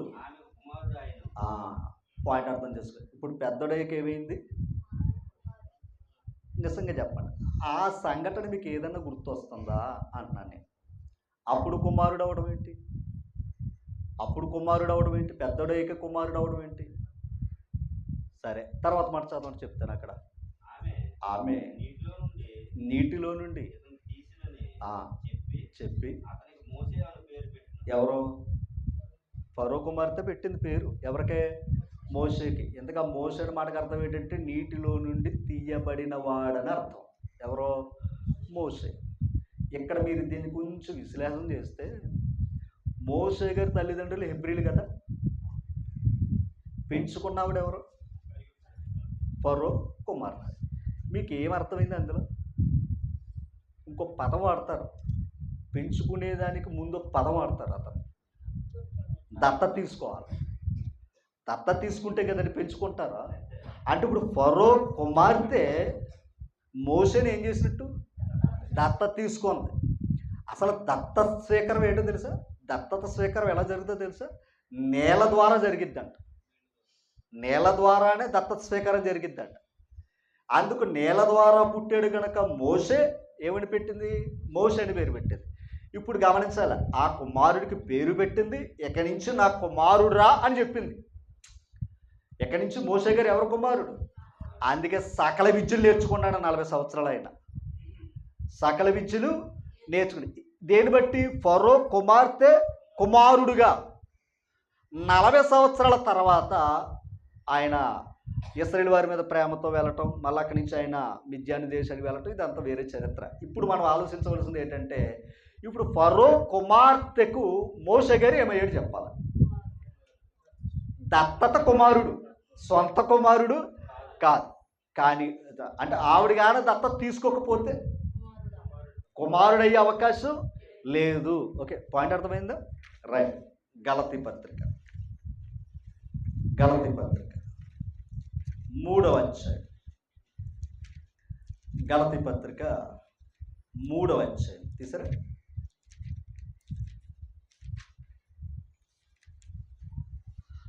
క్షమించాలి, 4వ అధ్యాయం 4వ వచనం. త్వరగా 4వ అధ్యాయం 4వ వచనం. అయితే ఇందాక చెప్పాడు, కాలము పరిపూర్ణమైనప్పుడు దేవుడు ఎవరిని పంపాడట? తన కుమారుని లోకానికే పంపాడట. ఆయన స్త్రీ యందు పుట్టి, ఆయన ఎందుకు పుట్టాడు చెప్తున్నాడు. ఆయన స్త్రీ యందు పుట్టి మనము దత్తపుత్రులము కావాలనని అండర్లైన్ చేయండి. మనం ఏమవ్వాలంట? అందుకు ఆయన ఎక్కడ పుట్టాడట? స్త్రీ యందు పుట్టాడట. మనం ఏమవ్వాలని? దత్తపుత్రులము కావాలనని ధర్మశాస్త్రమునకు లోబడి ఉన్న వారిని విమోచించుటకే ధర్మశాస్త్రానికి ఏమయ్యాడంట? ఆయన లోబడ్డాడంట. ఒక్కసారి ఆలోచించాలి, మనం ఏమవ్వాలి? ఇప్పుడు ఆయన ఎవరికి పుట్టాడు? స్త్రీకి పుట్టాడు. ఇప్పుడు ఆ స్త్రీకి పుట్టి ధర్మశాస్త్రానికి ఏమయ్యాడంట? ఆయన లోబడ్డాడు. ఒక్కసారి మనసు పెట్టండి, చెప్తాను. రోమపత్రిక 8వ అధ్యాయం. రోమపత్రిక 8వ అధ్యాయం 15వ వచనం. ఒకసారి 14వ వచనం. దేవుని ఆత్మచేత ఎందరూ నడిపింపబడుదురో వారందరూ, అండర్లైన్ చేయండి, దేవుని ఆత్మచేత ఎందరూ నడిపింపబడుదురో, ఎందరూ నడిపింపబడుదురు. దేని చేత? దేవుని ఆత్మచేత. వారందరూ ఏమవుతున్నారట? దేవుని కుమారులు అవుతున్నారు. పాయింట్ అర్థం చేసుకోవాలి, దేవుని కుమారులు అవుతున్నారు. గలతీ పత్రిక 3వ అధ్యాయం 26వ వచనం. యేసు క్రీస్తునందు మీరందరూ విశ్వాసము వలన దేవుని కుమారులై. అంటే యేసు క్రీస్తుని విశ్వసించటం వల్ల మనం ఏమైపోయాం? దేవుని కుమారులైపోయాం. అండర్లైంచండి, దేవుని కుమారులైపోయాం. ఇప్పుడు రోమపత్రిక 8వ అధ్యాయం దగ్గరికి వచ్చేద్దాం. ఇక్కడ ఏమన్నాడు? 14, దేవుని ఆత్మచేత ఎందరూ నడిపింపబడుదురో వారందరూ ఏమవుతున్నారట? దేవుని కుమారులు అవుతున్నారు. చాలా జాగ్రత్తగా వినాలి. యేసు క్రీస్తుని విశ్వసించటం వల్ల మనం దేవుని కుమారులు అయ్యాం, అవునా? రెండవది, ఆత్మచేత నడిపించటం వల్ల మనము దేవుని కుమారులు అయ్యాం. అంటే యేసు ప్రభు ద్వారాను పరిశుద్ధాత్ముడి ద్వారాను మనం దేవునికి ఏమయ్యాం? దేవుని కుమారులు. అందుకే ఒకడు నీటి మూలముగా ఆత్మ మూలముగా ఏమవ్వాలి? జన్మించాం కనుక మనం ఏమైపోయాం? దేవుని కుమారులయ్యాం. అంటే పరిశుద్ధాత్ముడు క్రీస్తు ప్రభుని విశ్వసించటం వల్ల కలిగే మేలు మనకి. ఓకేనా? ఇప్పుడు కిందకి రండి చెప్తాను. 15 వచ్చు. ఈ ఆలయనగా మరలా భయపడుటకు, ఇది అండర్లైన్ చేసి చెప్తాను మీకు. ఏ ఆత్మను పొందలేదని చెప్తున్నాడు? దాస్యపు ఆత్మ. దాస్యపు ఆత్మ పొందలేదు కానీ దత్తపుత్రాత్మను పొందితిరి. అండర్లైన్ చేయండి. ఏం పొందారు? ఏ ఆత్మను పొందలేదు అమ్మా? దాస్యాత్మను పొందలేదు. దాస్యాత్మ అంటే బంధించేది. ఓకేనా? ఇప్పుడు దాస్యాత్మను పొందలేదు అన్నడే మరలా వద్దాం. గలతీ పత్రిక 4వ అధ్యాయము 4వ వచనం. అండర్లైన్. కాలము పరిపూర్ణమైనప్పుడు దేవుడు తన కుమారుణ్ణి పంపెను. యేసు ప్రభు స్త్రీ యందు పుట్టి, అంటే మనం ఏమవ్వాలని మర్చిపోతూ దత్తపుత్రులు అవ్వాలి. యేసుక్రీస్తు ద్వారా దేవునికి ఏమవ్వాలి? కుమారులు అవ్వాలి. అందుకే యేసు ప్రభు మనల్ని ఏం చేయడానికి? దత్తపుత్రులు చేయడానికి వచ్చాడంట. ఆయన దత్తపుత్రులు చేయడానికి యేసు ప్రభు ఈ లోకానికి వచ్చాడంట. తర్వాత చదవండి. దత్తపుత్రులు కావాలని ధర్మశాస్త్రానికి ఏమయ్యాడంట? ఆయన లోబడ్డాడంట. ధర్మశాస్త్రానికి ఏమయ్యాడంట? ఆయన లోబడాడంట. తర్వాత ఎందుకు లోబడ్డాడంటే వారిని విమోచించడానికి ధర్మశాస్త్రం లోబడా. అంటే ధర్మశాస్త్రంలో ఉన్నారా లేదా? ఉన్నారు. వాళ్ళని విమోచించాలంటే ధర్మశాస్త్రంలో కూడా ఏమవ్వాలి? ఈయన లోబడాలి. అక్కడున్న వారిని విడిపించాలంటే ఆ దాసుల్లోకి వెళ్ళాలి. ఇంతకు ధర్మశాస్త్రం ఏంటయ్యా అంటే 4వ అధ్యాయము 23వ వచనం. త్వరగా 4వ అధ్యాయం 23వ వచనం. అక్కడ అయినను అండర్లైన్సండి. దాసి వలన పుట్టినవాడు ఎవరు? హాగరు. అబ్రాహాం గురించి మాట్లాడుతున్నాడు. దాసి వల్ల పుట్టినవాడు శరీర ప్రకారమే పుట్టాడు. స్వతంత్రురాలు పుట్టినవాడు వాగ్దానంతో పుట్టాడు. ఎవరు? ఇస్సాకేమో వాగ్దాన పుత్రుడు, ఇస్మాయేలేమో శరీర సంబంధమైన పుత్రుడు. ఓకేనమ్మా? ఇప్పుడు అంటే దాసిరాలు ఉంది, స్వతంత్రురాలు ఉంది. చాలా జాగ్రత్తగా ఉండాలి ఇక్కడ. ఓకేనా? ఇప్పుడు కిందకు ఉంది. ఈ సంగతులు అలంకార రూపముగా చెప్పబడి ఉన్నవి. ఈ స్త్రీలు 2 నిబంధనలై ఉన్నారు. చాలా జాగ్రత్తగా. ఈ ఇద్దరు స్త్రీలు ఏం చెప్పాడట? రచన మాట్లాడట. ఈ స్త్రీలు ఏమంటాడట? 2 నిబంధనలు ఉన్నారట. ఈ స్త్రీలు ఇద్దరు ఏమై ఉన్నారంట? 2 నిబంధనలు. ఒకటి పాత నిబంధన, 2 క్రొత్త నిబంధన. అండర్లైన్ చేసుకోండి దయించి. ఇప్పుడు కిందకు వచ్చేద్దాం. వాటిలో ఒకటి సేనాయి కొండ సంబంధమైన దాస్యములు ఉండుటకు పిల్లలు కండు. ఏదయ్యా అంటే పాత నిబంధన. ఓకేనా? సేనాయి పర్వతం మీద ఏమి ఇచ్చాడు? ఆయన ధర్మశాస్త్రాన్ని ఇచ్చాడు. అక్కడ ఆ ధర్మశాస్త్రం వీళ్ళు ఏం చేసింది? దాస్యంలోనే ఉంచింది. ఏది? ధర్మశాస్త్రం. ఓకేనా? బంధించింది ధర్మశాస్త్రం వల్ల. ఆ తర్వాత మాట, ఇది ఆగరు. ఈ ఆగరు అనునది అరేబియా దేశంలో ఉన్న సేనాయి కొండే. ప్రస్తుతం అందున్న యెరూషలేము దాని పిల్లలతో కూడా దాస్యమన్నది గనుక ఆ నిబంధన దీనికి దీటైంది. తర్వాత అయితే అండర్లైన్ చేయండి. పైనున్న అంటే భూమి మీద ఏముంది? యెరూషలేము ఉంది. పాయింట్ అర్థం చేసుకోవాలి. ఇశ్రాయేలు వారి ఆరాధన ఎక్కడ? ఆ యెరూషలేములోనే. పైనున్న యెరూషలేము ఉందంట. ఏదది? నూతనమైన యెరూషలేము. ఆ పైనున్న యెరూషలేము స్వతంత్రముగా అంటే దాని అర్థం ఏంటి?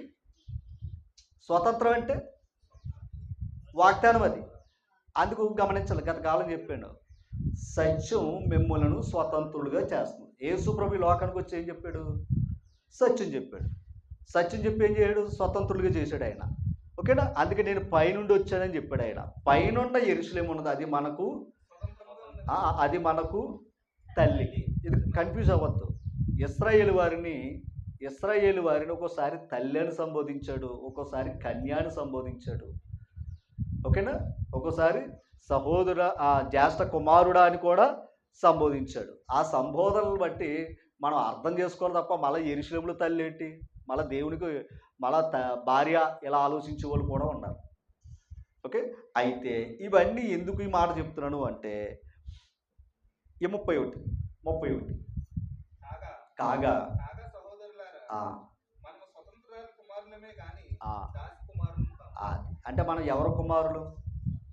స్వతంత్రురాలి కుమారులు, అంటే ఇస్సాకు కుమారులు, వాగ్దాన కుమారులు. ఇస్సాకు ద్వారా వచ్చిన వాడు ఎవరు? యేసుక్రీస్తు. ఓకేనమ్మా, ఆ కుమారులు అని చెప్తున్నాడు ఇక్కడ లోపలికి వెళితే. ఎందుకంటే మన గ్రంథ పరిజ్ఞానం అదంతా చదివితే కూడా విషయం అర్థం కాదు. ఓకేనా. ఇప్పుడు తర్వాత 5వ అధ్యాయం మొదటి వచ్చు. ఇంతకంటే క్లారిటీ ఏంటి? ఎవరి ద్వారా వచ్చింది స్వాతంత్ర్యం? యేసు ప్రభు ద్వారా. ఓకేనా. తర్వాత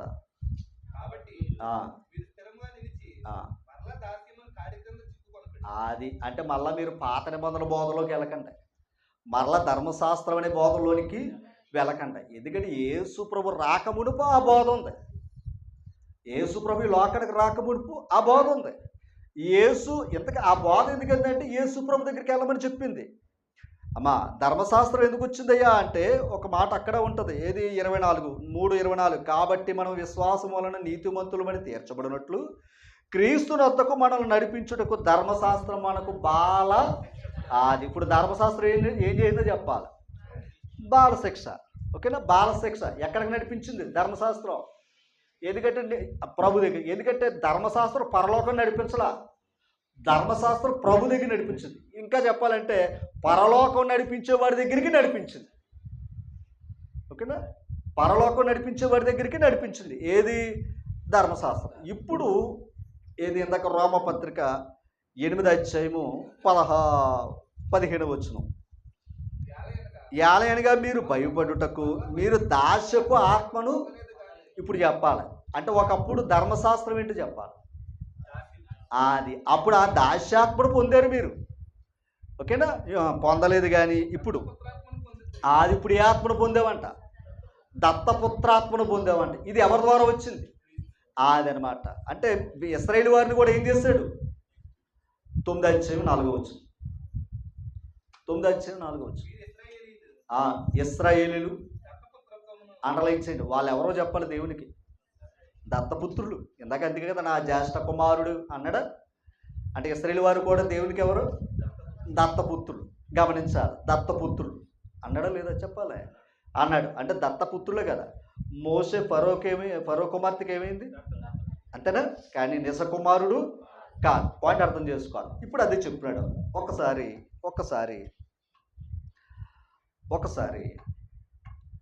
8వ అధ్యాయము 23 వచనం చదవండి. 8:23. అంతేకాదు ఏంటంట? ఆత్మ యొక్క ప్రథమ ఫలములు నొందిన ఆత్మ యొక్క ప్రథమ ఫలం. ఇంకో మాట, దేవుడు సత్యవాక్యము వలన తన ప్రథమ సంతానముగా ఉండుటకు మిమ్మల్ని కనెను అనే మాట యాకోబు పత్రికలో ఉంటుంది. ఒక్కసారి తీసేద్దాం. 1 యాకోబు పత్రిక 1:18. ఆయన తాను సృష్టించిన వాటిలో మనము ప్రథమ ఫలముగా ఉండునట్లు సత్యవాక్యము వలన మనల్ని తన సంకల్ప ప్రకారము కనిండు. అర్థమైంది మీకు ఏదైనా? అంటే సత్యవాక్యము ద్వారా మనం ఏమయ్యాం? ప్రథమ ఫలం అయ్యాం. ఇప్పుడు రోమపత్రికలు 8వ అధ్యాయంలో ఏమంటున్నాడు? 23వ వచనంలో ఆత్మ యొక్క ప్రథమ ఫలం. మీకు 2 ఎప్పుడు ఉంటాయి. ఓకేనా. తండ్రి ఎక్కడ ఉంటాడో కుమారుడు అక్కడ ఉంటాడు, కుమారుడు ఎక్కడ ఉంటాడో పరిశుద్ధాత్ముడు అక్కడ ఉంటాడు. ఇది ఎప్పుడు కూడా గమనించాలి. ఓకేనా. అందుకే ఆత్మతో సత్యముతో ఆరాధన. ఎవరినే? తండ్రిని ఆరాధించడానికి ఇద్దరికి అవసరం మనకే. సత్యం అంటే వాక్యము యేసుప్రభు, ఆత్మ అంటే పరిశుద్ధాత్మ. వీళ్ళిద్దరి ద్వారా మాత్రమే మనం ఏం చేయగలుగుతున్నాం? ఇందులో ఒక్కరు లేకపోయినా ఆరాధన చేయలేమన్నమాట. ఓకేనా. ఇప్పుడు చూడండి, ఆత్మ యొక్క ప్రథమ ఫలము పొందిన మనము కూడా అండర్లైన్ చేయండి. ఏంటంటండి? దత్తపుత్రత్వము కొరకు అనగా అండర్లైన్, దత్త పుత్రత్వము కొరకు. ఆల్రెడీ ఇందాక ఏం చేశాడు? దత్తపుత్రులుగా చేసాడు కదా. చెప్పాలి. ఆల్రెడీ దత్తపుత్రులు చేశాడు కదా యేసుప్రభు వచ్చి. మరలా దత్తపుత్రాత్వ కొరకు ఎందుకు అర్థమైంది మీకు అయితే? మళ్ళా దత్తపుత్రత్వం అనే మాట ఎందుకు వాడాడు తర్వాత వచ్చిన అనగా అది ఇంతకు ఏదంటే వచ్చింది? ఆల్రెడీ ప్రభు మనల్ని దత్తపుత్రులు చేసాడు, అది వాస్తవమే. కానీ ఇప్పుడు ఆ దత్తపుత్రులు అవ్వాలంటే మనకి ఏదంటే వచ్చిందయ్యా అంటే శరీరం అడ్డొచ్చింది. అర్థమైందా? మనకి ఏదంటే వచ్చింది? ఇప్పుడు దత్తత అంటే ఒక మాట, దత్తత దేవుడు ఎక్కడున్నాడు? ఇప్పుడు నువ్వు అక్కడికి వెళితే కదా నువ్వు దత్తత అయ్యవలేదు తెలిసేది.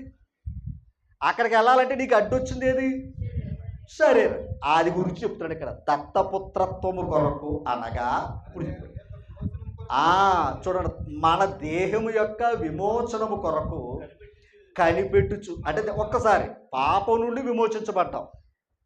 రెండవది పరలోకం వెళ్ళాలంటే దేహం విమోచించబడాలి, దేహంలోంచి ఆత్మ ఏమవ్వాలి? విమోచించబడాలి, అప్పుడు ఆత్మ వెళ్తుంది. ఇప్పుడు మనం దేని కోసం విమోచిస్తున్నాం? పాపం నుండి విమోచించబడ్డాం బాప్తిసం ద్వారా. ఇప్పుడు పరలోకం వెళ్ళాలంటే అడ్డొచ్చింది ఏంటయ్యా అంటే దేహం యొక్క విమోచన జరగాలి. దాన్ని వదులుతావా? దాని మీద అందుకే మీ పౌరస్థితి పరలోకమందుందే, మీ జీవము క్రీస్తునందు దాచబడ్డం. దాని మీద ఉన్నవాడు దీని మీద మనసెట్టడం. చెప్తాను తర్వాత చెప్తాను, కిందకి రండి. అది మనలో మనం ఏం చేస్తున్నాం? ఏది మూలుగుతుంది? ఆత్మ మూలుగుతుందంట. ఎక్కడికి వెళ్ళిపోవాలని? చూడండి, తప్పు కనుక్కోకండి, తప్పు కనుక్కోకండి. హాస్పిటల్లో ఉన్నప్పుడు నీరసంతో ఏం చేస్తాం? మూలుగుతాం అంటాం. ఎక్కడికి వెళ్ళిపోవాలని? ఇంటికి వెళ్ళిపోవాలని. ఎందుకంటే అక్కడ ధైర్యం, అది ఇంటికి వచ్చామంటే ధైర్యం మనకే కదంటారా? సహజమే కదా. ఇప్పుడు మన ఆత్మ లోపల ములుగుతుందంట, అక్కడికి వెళ్ళాలి, ఎప్పుడు నాకు విమోచన కలిగిద్ది అని చూస్తుందంట. ఏది? మనలో ఉన్న ఆత్మ, మనలో ఉన్న ఆత్మ. ఓకేనా? అర్థమైంది మీకు ఇక్కడ ఏదన్నా? రైట్. ఇప్పుడు ఆల్రెడీ మనం ఏమయ్యాం? దత్తపుత్రులు అయ్యావా లేదా? ఎవరి ద్వారా అయ్యాం? యేసు ప్రభు ద్వారా మనం దత్తపుత్రులు అయ్యాం. ఆనాడు మోషే అయ్యాడే లేదా? మోషే దత్తపుత్రుడా కాదా? దత్తపుత్రుడై ఉండి కూడా అంత భాగ్యాన్ని ఎందుకు వదులుకున్నాడు? ఫరో కుమార్తె కుమారుని ఎందుకు అనిపించుకోలేదు? ఎవరికో అంత ధనవంతుడికి దత్తుడు అవుతామంటే వద్దని వెళ్ళిపోతాం మనం. అవునా కదంటారా? అంత ధనవంతుడు. ఎందుకంటే ఈరోజు ఏమనుకోకండి, చాలామంది అలా దత్తత పొందిన వాళ్ళు గొప్పలుగా ఉంటారు భూమి మీద. అవునంటారు కదంటారా? ఇంకో మాట, ఆనాడు పిల్లల్ని కూడా పెంచలేక దత్తత ఇచ్చేసేవారు. ఎందుకంటే వాళ్ళు అక్కడైనా బాగుంటారని ఇచ్చేసేవారు. Okay, right. ఇంకో మాట, అక్కడికి వెళ్ళాక వాళ్ళ పేరు మారిపోతుంది, వాళ్ళ విధానం మారిపోతుంది, అన్నీ మారిపోతాయి. అవునా కదంటారా? అవునా కదంటారా? రైట్. ఈ పాయింట్కి వస్తున్నాను. ఇప్పుడు మోషే గారు దత్తపుత్రుడా కాదా? దత్తపుత్రుడు గమనించాలి. అంటే ఫరో కుమార్తె అతను దత్త తీసుకున్నట్టే కదా అక్కడ. ఇప్పుడు నేనంట ఫరో కుమార్తె కుమారుని అనిపించుకోలేదేంటి ఆయన?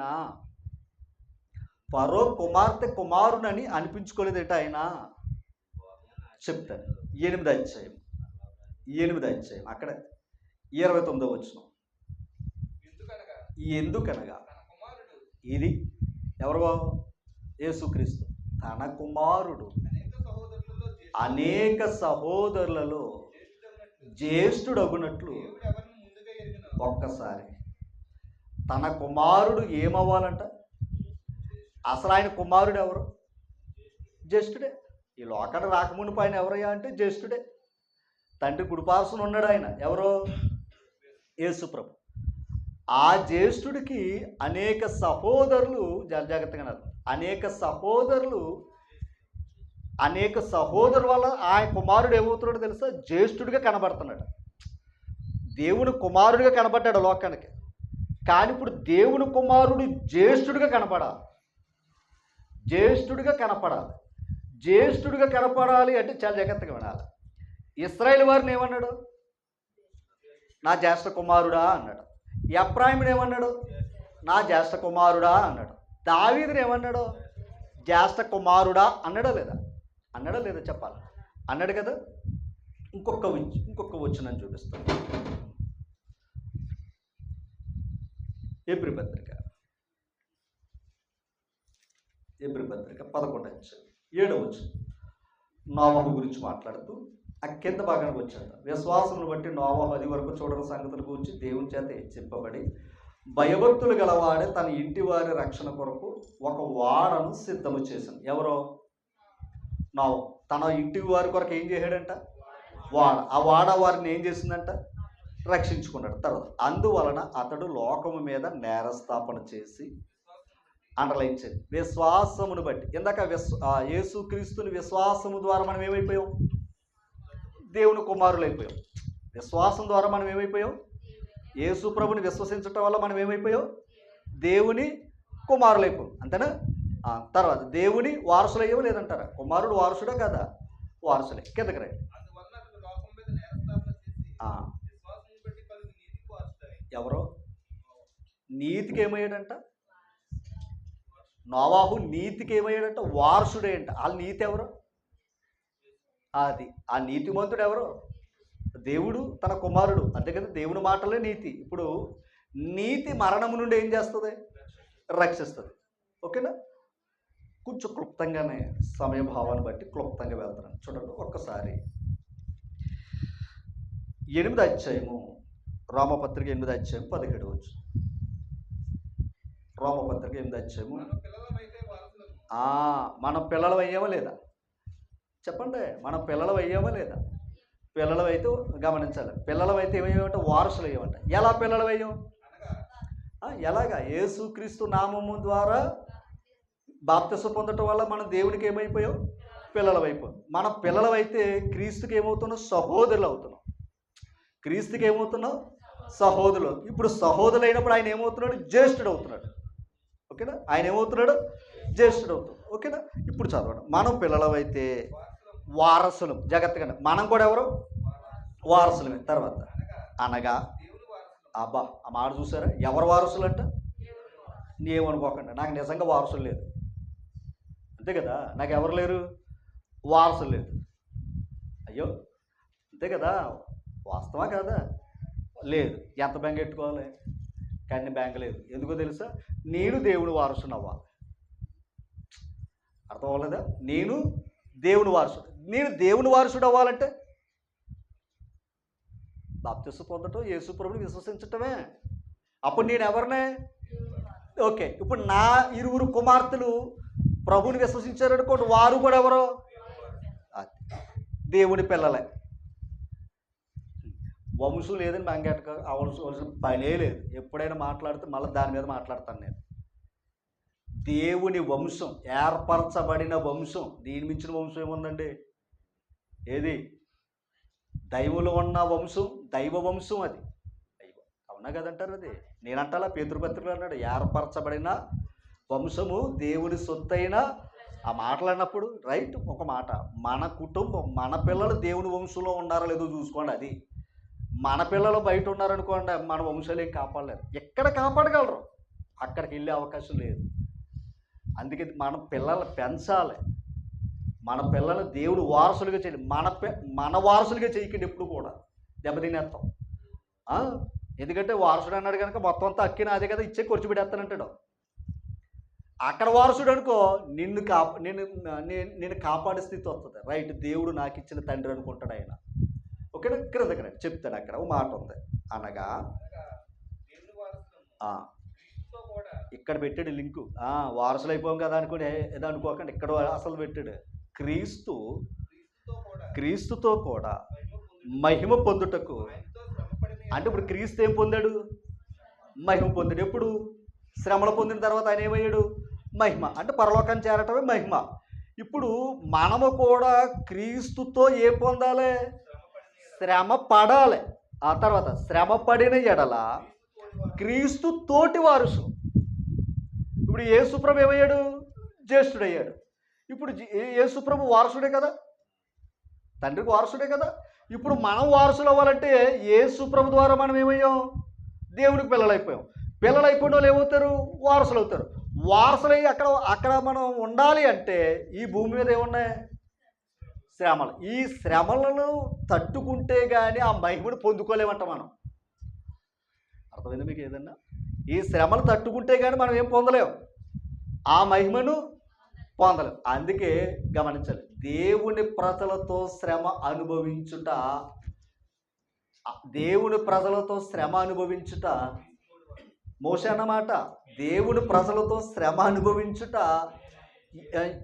ఇప్పుడు దేవుని ప్రజలతో శ్రమ అనుభవించకుండా ఫరో కుమార్తెగా ఉంటే గొప్పడే సుఖం. కానీ ఫరో కుమారుడు అనిపించుకోకుండా దేవుని ప్రజలతో ఏం పొందాడైనా శ్రమ పొందాడు. ఎందుకంటే శ్రమల ద్వారా క్రీస్తు తోటి వారసుడు అవ్వాలి. ఆయన అర్థమైంది మీకు ఏదైనా? క్రీస్తు తోటి వారసుడు అవ్వాలి. అందుకే క్రీస్తు పడిన శ్రమలో ఈయన పొంది క్రీస్తు లాంటి, గమనించాలి, క్రీస్తు దేవుని కుమారుడు ఎలాగయ్యాడో నేను దేవుని కుమారుని అనిపించుకోవాలి. కానీ ఫరో కుమారుని అనిపించుకోవటం ఎంత, అది ఇక్కడ వరకేరా పరిధి. దేవుని కుమారులు అయితే పరలోకం పరిధి అని అవన్నీ విడిచిపెట్టాడట ఆయన. ఎవరో మోషే గారు. ఇప్పుడు చెప్పండి ఎవరు కుమారులు? మనం దేవుని కుమారులు. ఒక్కటే ఫరో కుమారుని అనిపించుకోవటానికి ఒప్పుకోలేదు. అవన్నీ విడిచిపెట్టాడు ఆయన. అవన్నీ విడిచిపెట్టాడు. ఎవరు కుమారుడు అనిపించుకోవటానికి? అది మోషే గారు దేవుని కుమారుడు అనిపించుకోవటానికి అవన్నీ విడిచిపెట్టాడంట. అందుకు శ్రమలు అనుభవించాడంట. అందుకే ఇశ్రాయేలు వారిని ఏమన్నాడు ఆయన? నా జ్యేష్ఠ కుమారుడా. దావీదుని ఏమన్నాడు? నా జ్యేష్ఠ కుమారుడా. ఎఫ్రాయిని ఏమన్నాడు? ఎందుకు అన్నాడు తెలుసా? వీళ్ళందరినీ జ్యేష్ఠుడికి ఎందుకు చూసాడు తెలుసా? వీళ్ళందరూ క్రీస్తు జ్యేష్ఠుడు కనుక, క్రీస్తుకు వీళ్ళందరూ సహోదరులు కనుక. అర్థమైందా మీకు ఏదన్నా? వీళ్ళందరూ ఎవరో క్రీస్తుకు సహోదరులు కనుక వాళ్ళు. అందుకే దావీదు ఆ జ్యేష్ఠుడు అని ఇచ్చాడు. ఎందుకని? దావీదు ఎవరిని నమ్మాడు?